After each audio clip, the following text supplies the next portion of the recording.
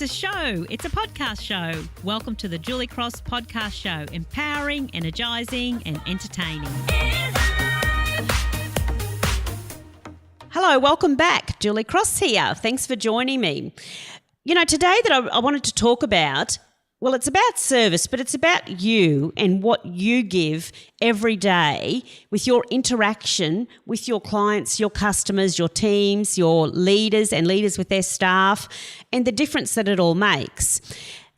And this would be the advice that I'd give young people too when I talk to them about starting their work careers, because this conversation kind of happened that I'm sharing with you now happened when my 16-year-old said to me, when he knew that I was speaking at an event for free early on in my speaking career.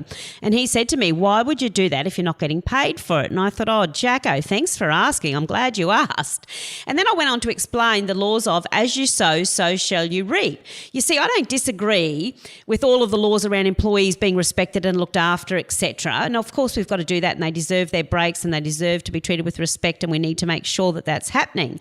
But it does seem that we're creating this generation that will only do what they are paid for and no more, and then they think that they're winning by doing that. And that happens with attitude as well, but I'll talk a bit more about that in a minute. So my thought is that they may be gaining a few dollars for being paid for every second, but they're losing the ability to think beyond that and achieve bigger dreams. You see, the real rewards from the universe, from life, come when you are giving more than you are paid for and doing things out of your job description because you understand that it may not be your job, but your opportunity. You are planting seeds that will germinate and be harvested at a later date. You know, and maybe it'll be years later. I am enjoying the abundance from seeds planted 30 years ago, from interactions where I gave a little more in every interaction when I had with clients. I gave a little more myself, and then I get to benefit from that many years later. There are some people that have this attitude that goes, you know, you want me to have a better attitude. You know, you pay me more. I keep it in the glove box of the car and I'll bring it in. No, you see, you bring your better attitude in every day and add it to your job and the interactions you have with the people around you, and then you get paid more.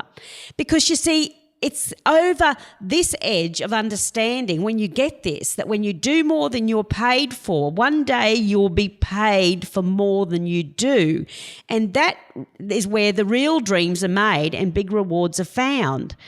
And I think that we're missing that. You know, your job pays you for the hours that you show up every day, but life and the universe reward you for the heart and soul that you put into those hours, for the extra you that you add into everything. You know, people say that I'm lucky to do what I do and I get paid for what I do and how much I get paid. Well, this started 30 years ago when I was showing up at 7 a.m. in the morning to mop the salon floor and not getting paid for it every time. That's when this luck started. Now, as leaders, when you have employees that go the extra mile, you've got to make sure, you've got a responsibility that you reward them so that they can see and feel that that's how this law works. As you sow, so shall you reap. And always remember, every day when you go to work, that you're not just working on your job, you're also working on people's lives. And that way you can inspire that vision in your team, that you don't just come to work every day to work on your job, you're working on your life here. So why would you want to hold back on that? You know, and so the other funny thing about life's journey is too that it seems in the pursuit of what you really want to do in life, what really makes your heart and soul sing, and there are so many people out there looking for that. Well, in the pursuit of that, life needs to prepare you. So you need to go through some other jobs to get prepared to take that big stage. You're like the soil that needs to be prepared, ensuring that when the seed finally is planted, when you finally found your calling, well, the soil, you will be filled with so much knowledge and strength and courage and all of the skills that you need, that your soil will be so well taught that the seed would germinate. Your dream will grow. It will germinate and grow. An abundance of fruit. And that's exactly how it's worked for me. I had to pass through the room of hairdressing to get prepared to grow in ways personally and professionally that would allow me to take the next big stage, which was my speaking stage, which would be my passion. But I couldn't have left school and got on a stage and just started doing it. It would never have worked like that. I needed to go through the room of hairdressing to become who I needed to be. So imagine if I held back on that. Imagine if I went to work every day and didn't give my best and said, well, hairdressing is not what I really want to do, so I don't want to give too much to it. God, I'm going to get tired and I'll be too tired to do my dream later on. So I'm hanging back here. I'm not taking a good attitude. Well, I can tell you now, I'm sure that I would never be where I am today. So don't hold back on where you are now. You're planting seeds that will grow into your future.